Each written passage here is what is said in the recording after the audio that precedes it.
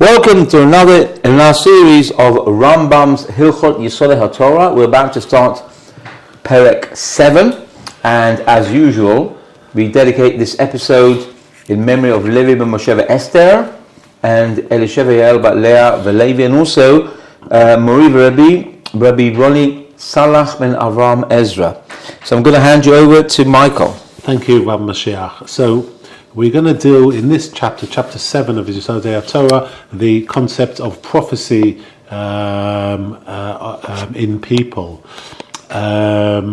This, as we know, is the sixth of the 13 principles of faith. Is stated as the sixth, that prophets are designated by God in every generation and of all types of people.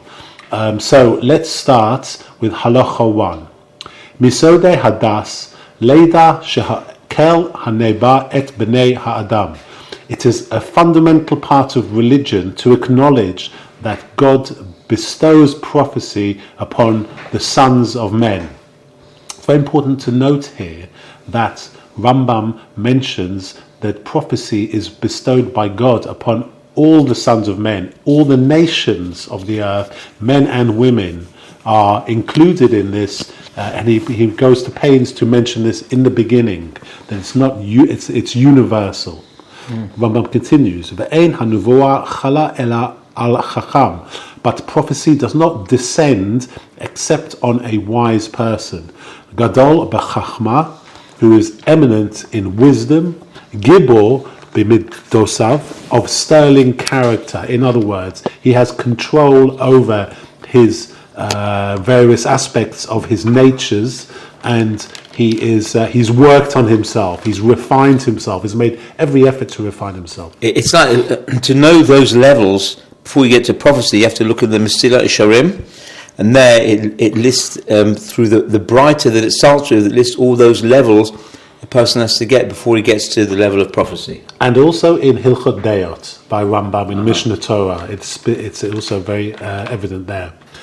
And Rambam continues, V'lo yehei yitro misgabe alav medvar ba'olam.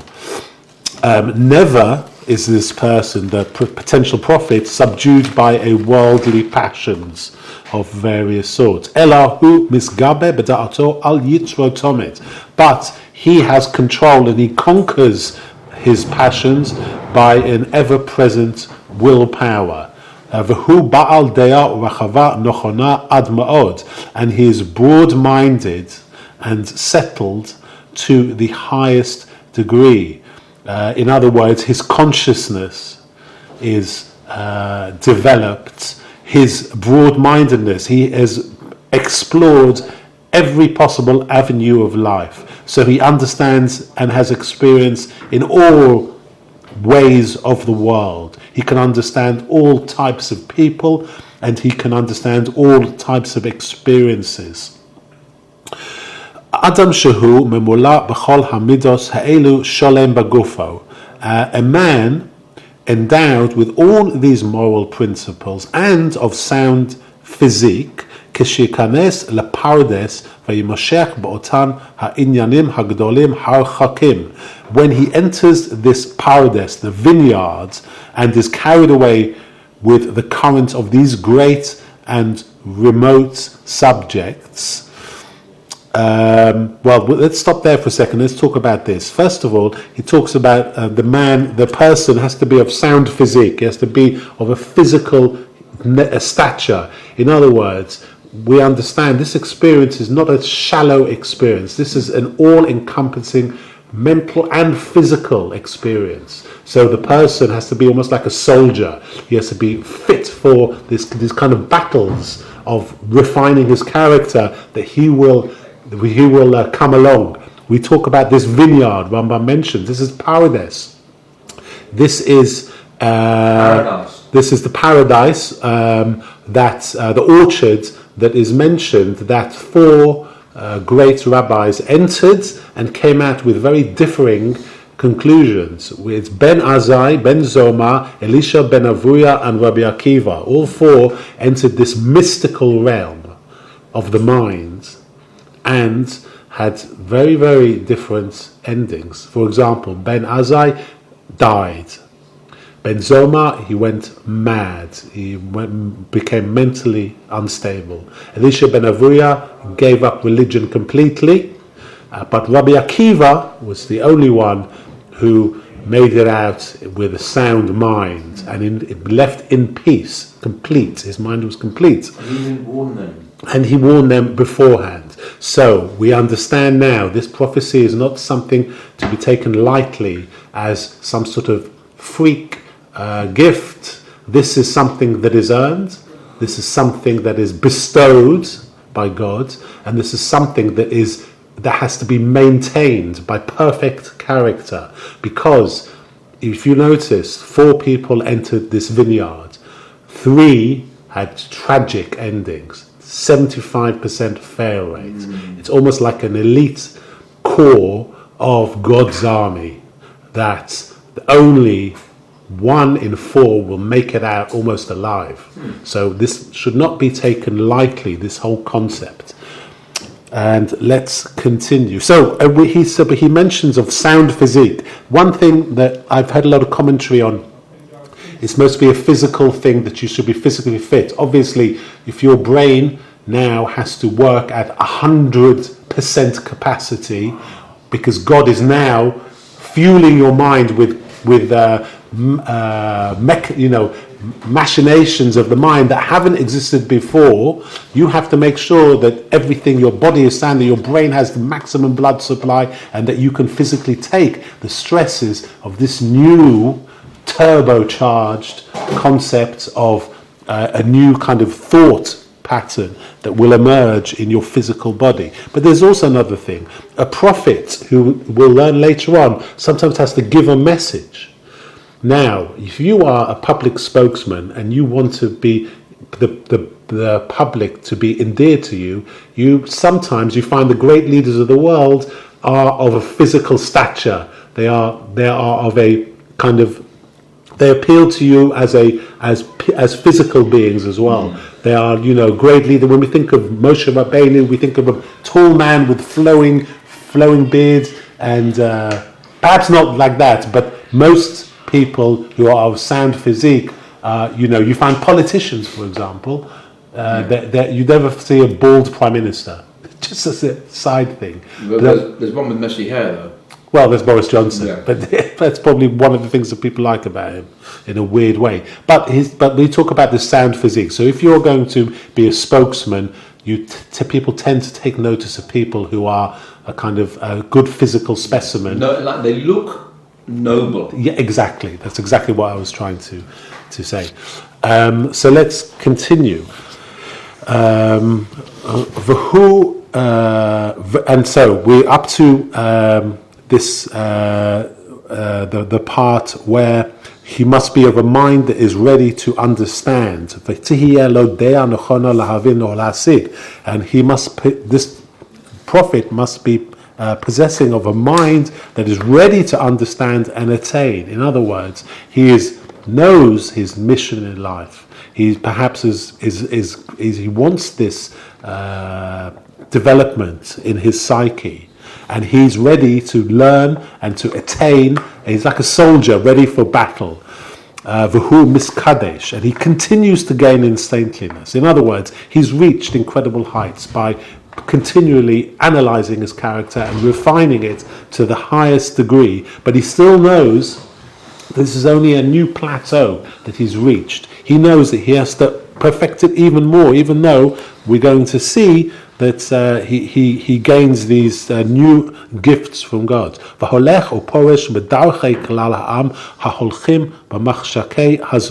And he separates himself from the general public, which follows the dark paths of the time.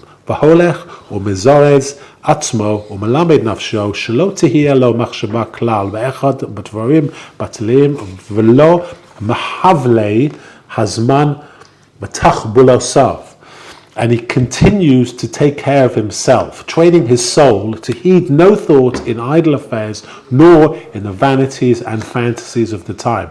So we learn that he separates himself from the general public. In other words, there is a period of isolation where he has to work on himself and he has to perfect his character, and he doesn't want any outside influences, no social media, no fashions of the time, or he has to be his own man, because ultimately he wants to be connected to one, and that is God. So he doesn't want any distractions, he doesn't want any of his kind of bandwidth to be filled by the shtuyot of the time. Elo da'ato pnuya tomid lema'ala. But his mind must be constantly ready and directed upwards. Again, we are taught to think constantly of God.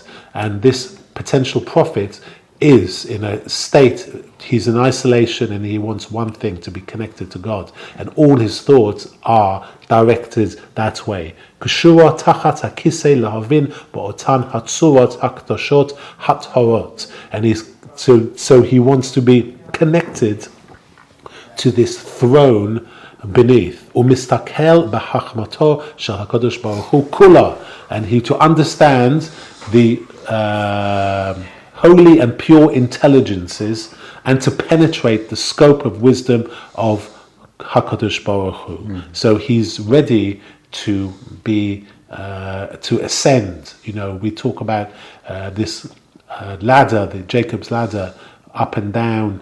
You know, there is a ladder that goes down to earth, but he's trying to go back up the ladder in terms of this kind of mental evolution. Mitzura Rishona ad tabor haaretz vayoda mehem gadalo.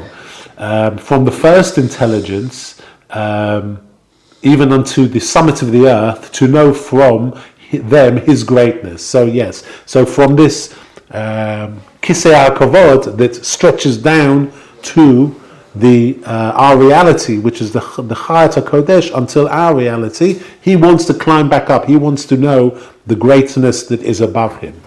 Miyad Ruach HaKodesh Shoa Allah. Once he does this, immediately the Holy Spirit will rest upon him. Ruach HaKodesh will now be gifted to him. He's done the work. He's trained himself.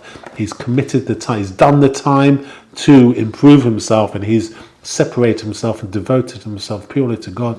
God then decides that he is worthy of the Ruach HaKodesh to rest upon him. Uva'aveis shetanuach alav haruach tit'arev nafsho b'ma'alat hamalachim hanikraim ishim. So when this Ruach HaKodesh rests upon his soul, it will be mingled with the angels of the degree of the sphere called men. Now if we go back to, I believe it was chapter 2 of Yesodai HaTorah, we were given a list of the 10 angelic elements that make up. First was Chayat HaKodesh, the highest point below the throne of glory, that is the highest form of energy, so to speak, the holy energy, and it comes down in separate forms to the angels, and the lowest, which is the 10th one, which connects to man, is called Ishim, Malachim called Ishim. So suddenly, God grants this individual Ruach HaKodesh, and his soul is now intermingled with a new element called the Ishim, which is a guiding force. Ishim, actually, I think it could mean fires, because Ishe Reach Nechoch Hashem means fires. Well, it's I mean, it's related, maybe. Yeah, perhaps it's related. And he will be transformed into another being. And he will understand his own intelligence completely differently to what it was. So what Rambam is saying here is that at this point, out of the blue, perhaps something that the person wasn't expecting, suddenly he is combined with this force called the Ishim, and it will upgrade his understanding, and he will be guided, and he will understand things in a way, and he will be transformed through this new addition to his being. Ela shehinistale al ma'alat sha'a b'nei adam chachamim. And he will know that he's different now, and that he was elevated above the degrees of other wise people. כמו שנאמר בשאול, והתנבאת עמם ונכפת לאיש אחר, as it says of Saul in Shmuel 10:6, and you shall prophesy amongst them, and you shall be turned into another man. So this influence, this new influence, this ishim, will be a guiding force and a refining source as well in various ways. Halacha 2. Hanavim ma'alot hem. There are different or various degrees of prophets. Como sheyesh b'chachma chacham gadol mechavero, kach b'nvuah navi gadol minavi. Even there, as there is wisdom, one wise man is greater than his fellow man, so it is in prophecy. One prophet is greater than another prophet. B'cholon en roin mar'eh hanuvoah ela b'chalom b'chezyon laila. But all of them do not see the vision of prophecy except in a dream or in a vision by night, or bayom acher shetipol alehem tardema, or during the day when a deep slumber falls upon them. Komoshne Amar, as it is said in Bamidbar Yud Beis verse Vov, Bamra'a elav et vada b'chalom edabar bo. I become known to him in a vision, and I speak to him in a dream. V'cholon keshmitzadabatim avrehen mizdaz zin, and they all, when they prophesy, tremble in all their limbs. V'koach haguf koshel, and the strength of their bodies gives way. Ve'eshtonesehem mistarfos v'tisaeh hadat pnua lahavin ma shitueh, and their thinking or their minds, their mental powers become unbalanced, and the sense of understanding alone remains open to grasp what it will see. So Rambam is now describing the actual physical effects of the prophet having his first vision or his vision. Your body trembles, your body shakes, and the strength gives way. Your mind suddenly shifts, its concentration shifts. Perhaps the reason for this, for what Rambam is saying, is that in order to, perhaps new parts of the brain are being activated and other parts of the brain have to shut down in order to accommodate this new influx of activity in the brain. And Rambam continues, כמו שנאמר באברהם, והנה אימה חשיכה גדולה נופלת עליו. And it is said of Abraham, and behold, a great trembling and darkness fell upon him. This is from Bereshis Tesvov verse Yud Beis. And also it says, וכמו שנאמר בדניאל, והודי נחפך עלי למשחיס ולא ארצתי כוח. And it is said of Daniel in 10:8, for my face or my physique turned into a corruption, and I retained no strength. So going back to what we said in the beginning, when it said that this prophet should be of sound physical nature, it emphasizes the fact that you have to be a fit human being, because your body, even your physical appearance and your physical strength, are going to be drained by these experiences, and you have to be in tip-top physical shape in order to get the best out of the experience. To be a vessel for God, you have to be you have to be sound. You must not have cracks, because you are likely to be shaken by this experience, physically shaken. It actually sounds like astronauts. Astronauts have to go through that type of training. They'll have to be prepared for all sorts types of anti-gravity situations, and that training must be very rigorous. That's a very good analogy. That's a very good analogy, because technically they're leaving this world in a physical sense, and these prophets are also leaving this reality in a mental sense. Halacha 3. The matters concerning a prophet is informed by a vision, and they are normally imparted to him allegorically. So now we're talking about, before we were talking about the actual physical experience of the prophecy, now we're talking about what the prophecy looks like.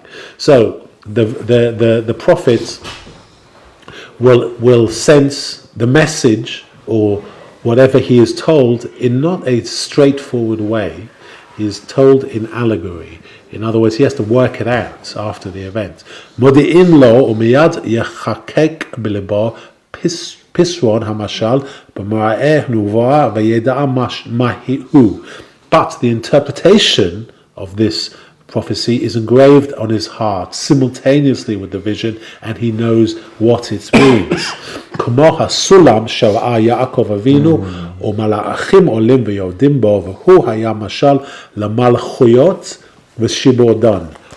And Rambam brings examples of these analogies or allegories, and he mentions the vision of the ladder which Jacob saw, and I quote, the angels of God were ascending and descending upon it, which was a parable, and the interpretation of which is the rise and fall of kingdoms. This is what Rambam is saying. And he also gives another example, also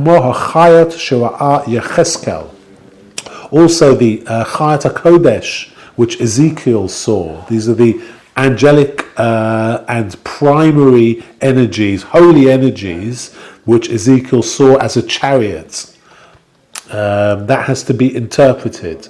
And also Vahasir Nafuach, or the seething pots, which I'll explain in a second, or Makel Shoked Shera'a Yirmiyah, or the almond rod, which Yirmiyahu saw, another prophet, or Megillah Shera'a Yecheskel, or the scroll of parchments which Ezekiel saw, V'ha'efa Shera'a Zechariah, or the measure which Zechariah saw. So the prophecy of Yirmiyahu, which is the almond rod, implied that just as the almond is the first tree to blossom, so too the retribution intended for the Jews would come quickly. Alternatively, the word shakadim is related to the word shoked, to hasten. Rambam mentions this in his Guide to the Perplex. He gives an interpretation of it. The boiling pots we're talking about, coming from the north, alluded to the source of the retribution being the kingdom of Bovel.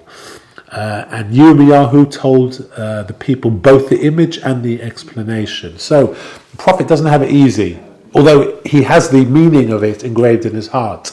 It's as Rambam says, he gets an allegory and he has to work it out, but he immediately works it out because he's given that. So maybe the concept of why an allegory, perhaps because it's more memorable when you are given the grand vision of something that people can analyze in a different way, and this is how the matters visions are imparted to average prophets. We'll talk about Moshe Rabbeinu later. He's completely different from regardless. But I suppose in a way, this type of allegory is like shorthand. Isn't that what the Mishnah is? The Mishnah is a very terse, short form of the Oral Torah, and you can see that once you open up the Mishnah, like the Gemara prizes apart the Mishnah, the Gemara goes on for pages and pages and pages. So I once heard that the advantage of making the Mishnah in this type of short form is because at the end of the day, it's the oral Torah. So it was passed down orally. That's why it was encapsulated in very short bites, so that it would be remembered much more easily and passed down from father to son and Rebbe to Talmud. It must be the same thing with prophecy, because it's given in this very cryptic short form, and from there it sort of opens up once the interpretation is given to the Navi. And Rambam continues after these examples from prophets. V'chein sha'a neviim, and so with the rest of the prophets. Mehen omrim hamashal ufistrono kamo elu. Some of them relate these parables and its interpretation as these. V'yesh shehen omrim Pisron Belvad, and others relate just the interpretation alone. ופעמים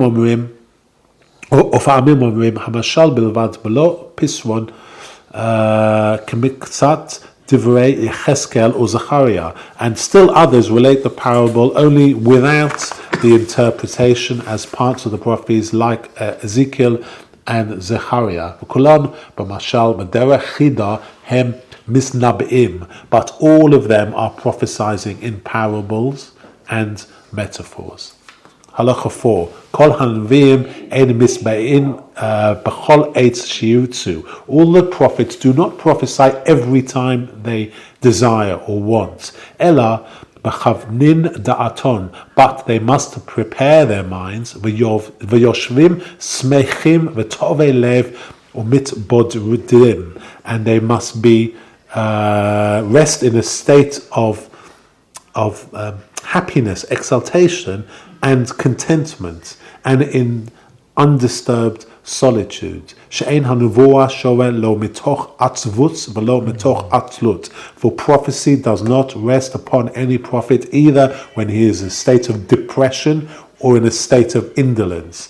We know this because of in Shmonem Parakim, chapter 7, that he explains that because of the melancholia which beset him, Jacob did not receive any prophetic insight during the 22 years he was separated from Yosef. So it's important that your mental state must be of a positive nature, and you must be happy in order to be a successful prophet. It's like King Saul. King Saul was in need of more simcha to have his prophecy. So who did he hire back in the early days? It was King David. King David came with his nevel v'chinor, or whatever it was. He had some type of stringed instrument. Yeah, they talk about it. We're going to mention that now. In fact, I just want to mention that if you look in Malachim chapter 3, it relates that after Yehoram, a king of Israel, had aroused the wrath of Elisha the prophet, it was necessary to have a minstrel play before him before he had the spirit of prophecy would rest upon him again. So Rambam continues, Ela mitoch simcha. So he has to be in a state of happiness.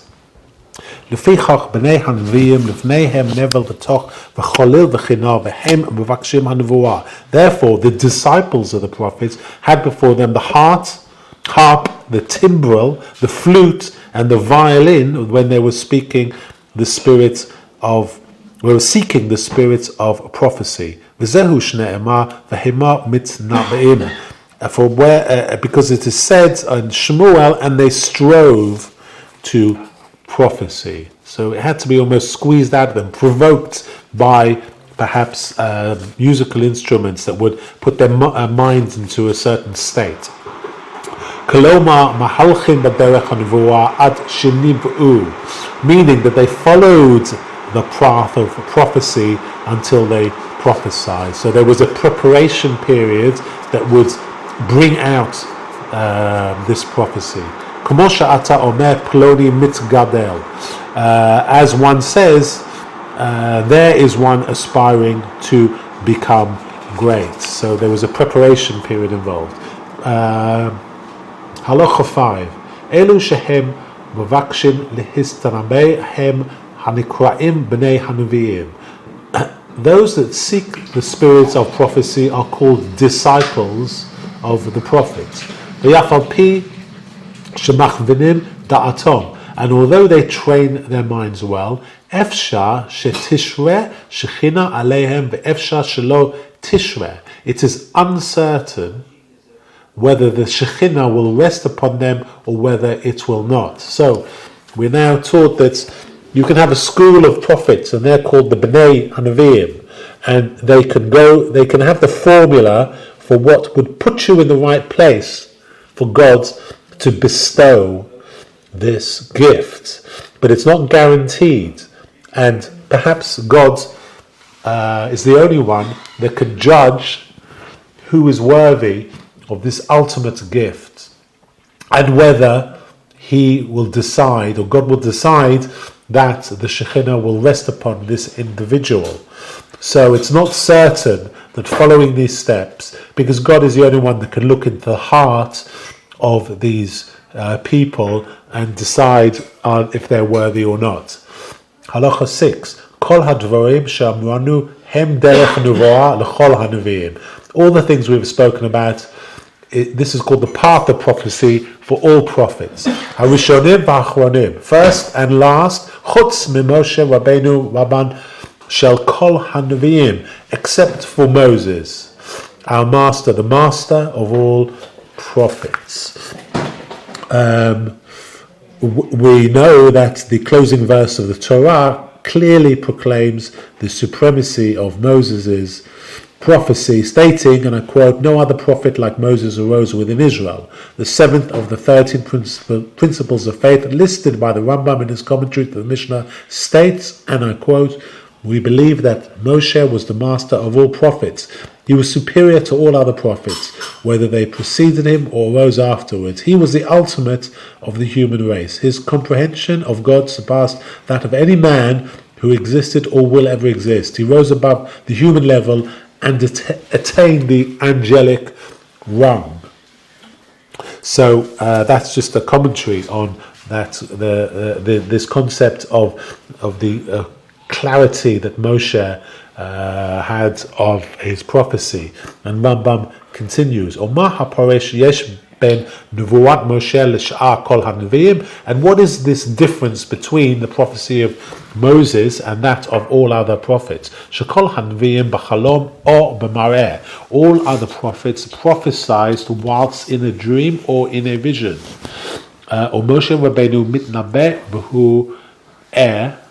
But Moses prophesied whilst awake and standing up, and standing up. So he was corpus mentis whilst he was prophesying. They came to flow to him in his natural waking state. Pe el pe adavar. Hashem said, "I'll speak to you mouth to mouth." As it is said in Bamidbar, "Uvavo Moshe el ohel moed l'daber ito v'yishma et kol medaber elov." And it is written in Bamidbar, and when Moses went into the tent of meeting that he might speak with God, he heard his voice speaking unto him. Kol hanavim ad yedei malach. All other prophets received it through an angel. And therefore they saw, the other prophets saw what they saw in form of allegory and riddles, but Moshe Rabbeinu lo al yedei malach. But Moses, our master, did not receive it through an angel. Shneimar, as it is written in Bamidbar, Yud Beis Pasuk Chet, Peh al Peh adaber bo. With him do I speak mouth to mouth. V'ne'emar, and it is also said, V'diber Hashem el Moshe panim al panim. It is also mentioned in Shemot. In Shemot it's mentioned, and God spoke unto Moses face to face. V'ne'emar, and it is also mentioned in Bamidbar, Utmunat Hashem yabit, and it said the similitude of God does he behold. In other words, he understands God face to face, and he understands a kind of image of God in some way.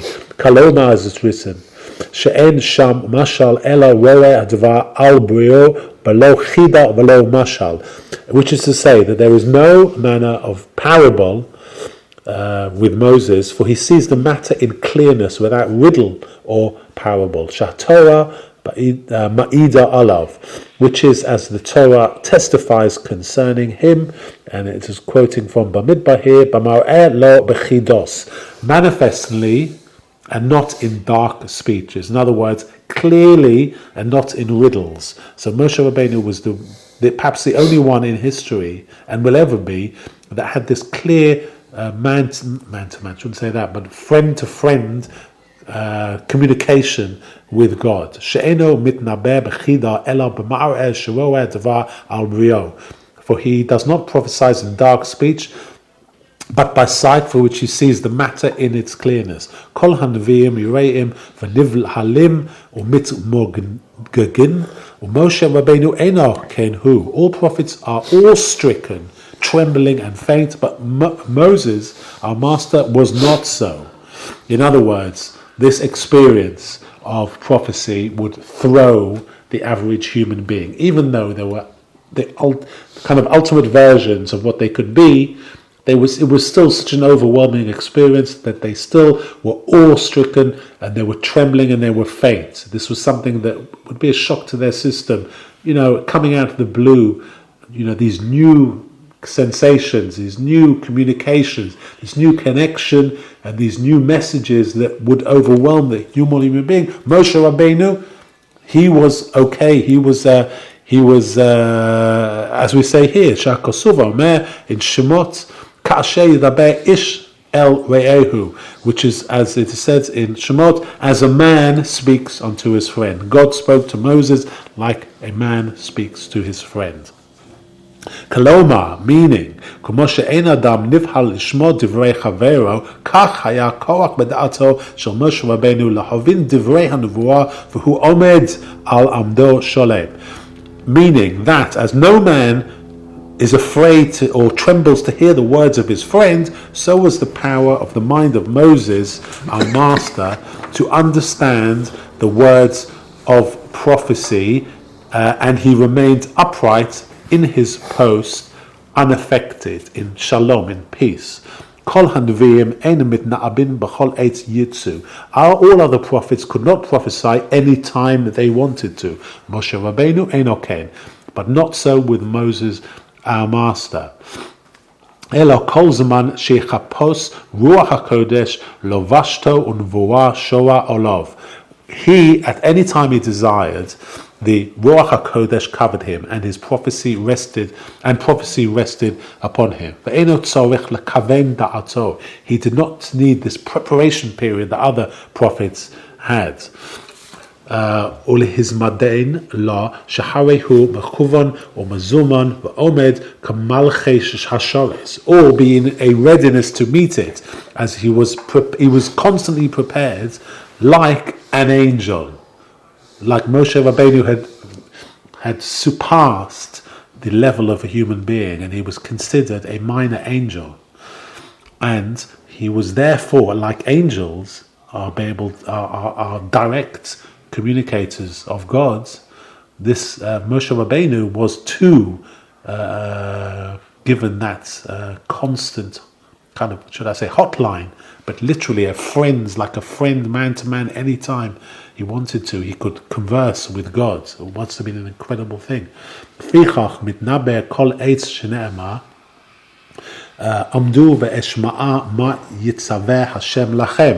As therefore he prophesies at all times, and it is quoted as saying, stand here and let me hear what God will command concerning you. I think this was an instance, if I'm correct,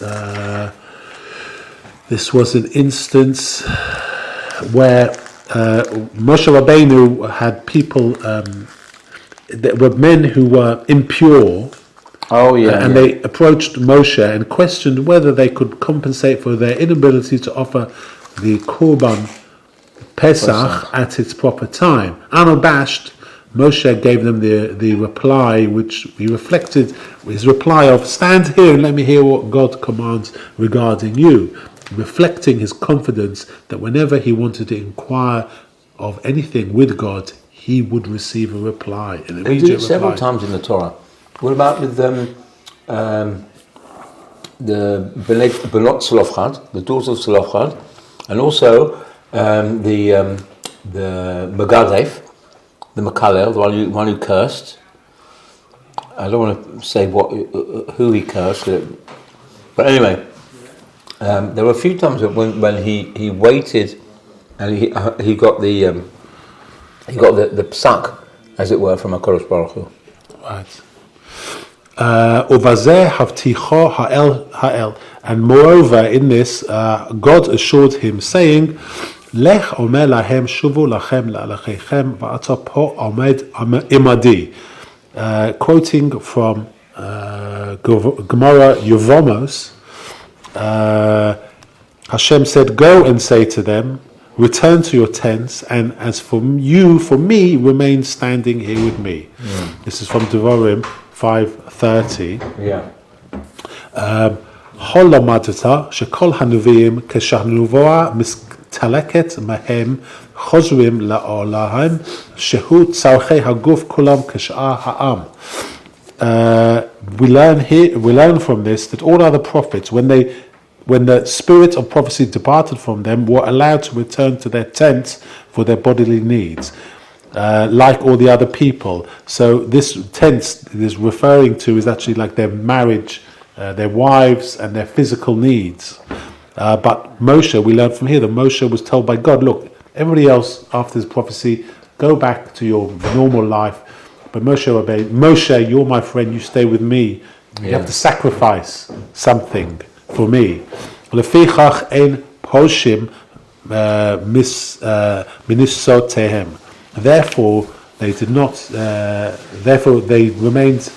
They did not remain separated from their wives.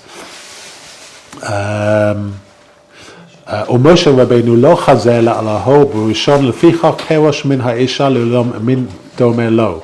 But Moshe Rabbeinu did not return to his so-called tent, and he separated himself forever from his wife and from all of those physical matters relating to his wife. And so he was now committed to God. He was told by God, you're special and you cannot go back to your normal life. So in other words, his freedom of choice, his freedom was now limited, but who wouldn't want that? Yeah, of course. V'nik shara da'ato l'tzor ha'olamim, and his intellect became apprenticed to the rock of the universe. Now his mind had become tied completely to God. And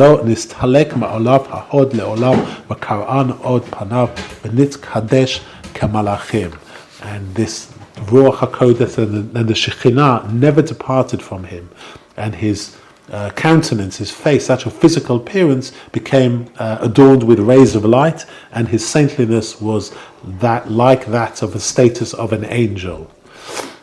Halacha 7.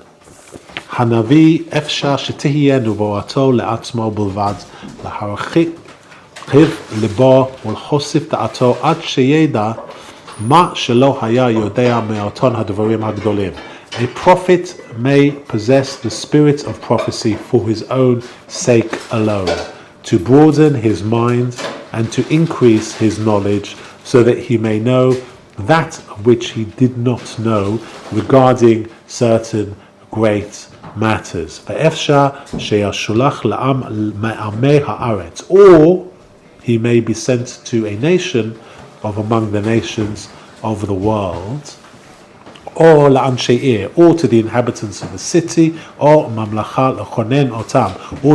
or to a government to establish righteousness within them. Or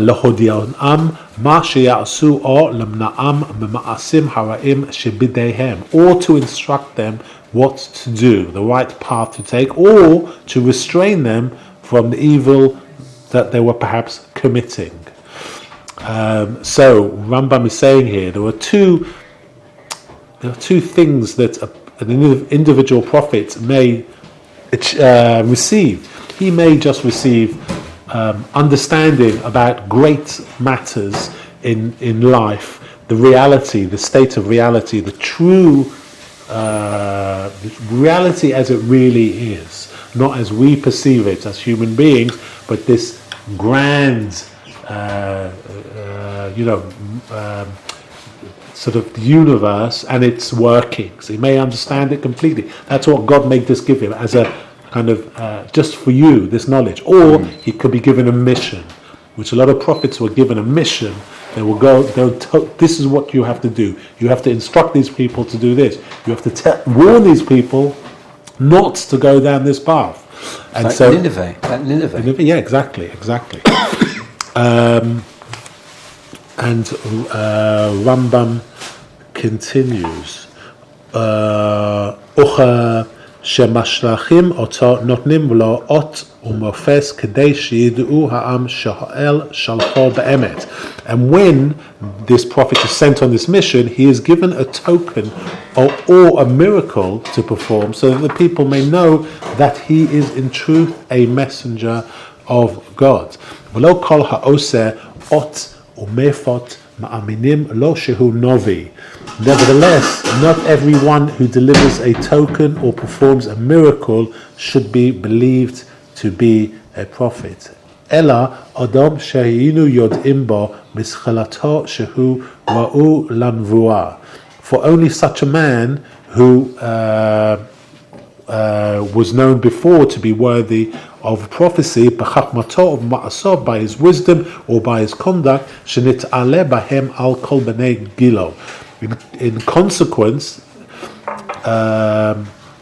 in consequence of these attributes, he was above all his associates, והיה מהלך בדרכי הנבואה, and walked in the requisite ways of prophecy, בקדושתה ובמפורשתו, and in its holiness and kind of self-denial or self-discipline.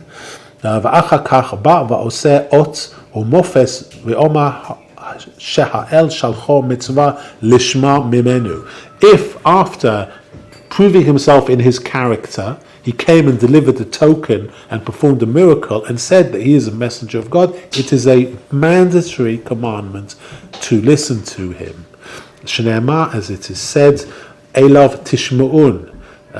From Devarim, I think Shoftim, it says that unto him you shall listen.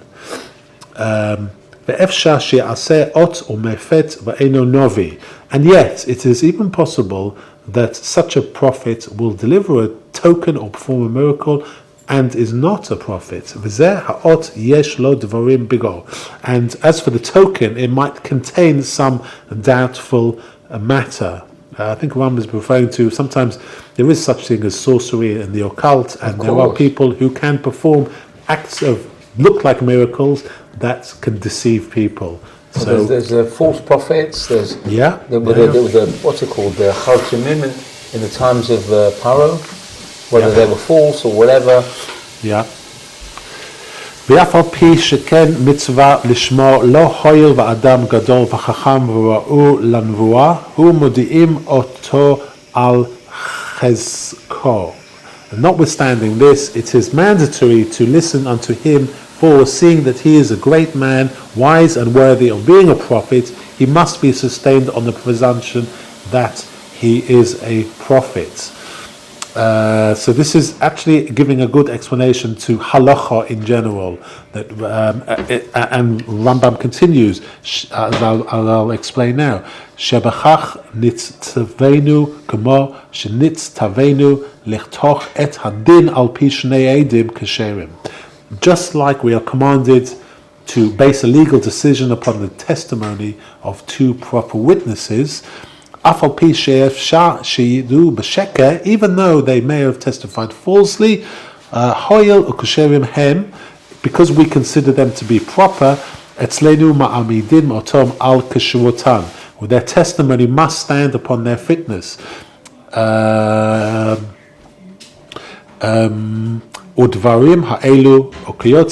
concerning this and matters such like, as it is said in Devarim, his Hanist Horatam LaHashem Elokeinu v'haniglot lanu ulvanenu.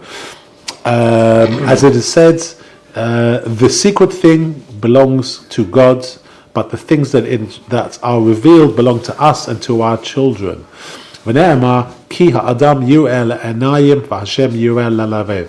And it is also said in Shmuel, for man looks on in a certain way in an outward appearance, but Hashem sees deep into their heart. So Rambam is saying here, look, you've got difficulties. If a prophet comes to you and he says, and he has known to have these attributes of a perfect character and a refinement of his character and has dedicated his life, and he comes and says that I'm a prophet, or he shows some token, you are commanded to believe him. but we also prepared that people could be sorcerers and could be trying to pervert people's confidences and may try to be charlatans, but we are saying that we have halacha, we have laws, and we have ways of ascertaining through witnesses what is the truth. We have to have a framework, and we have to live by that framework. Rambam also is implying that it's impossible for a man ever to know the absolute truth about a situation. Therefore, the Torah gives us criteria with which to govern our decisions. Even though they're not totally foolproof, they are applicable in our circumstances. If we follow this criteria and an error does occur, God does not hold man responsible. So, very interesting chapter there on prophecy, and that concludes the 7th chapter of Hilchot Yesodei HaTorah. Fantastic, Michael. That's very interesting. A lot of very wide subject matter there, not just Nevuah. Thank you very much for that. So that concludes today, and next time we convene, we're going to be doing chapter 8. So until then, we wish you a wonderful and blessed week.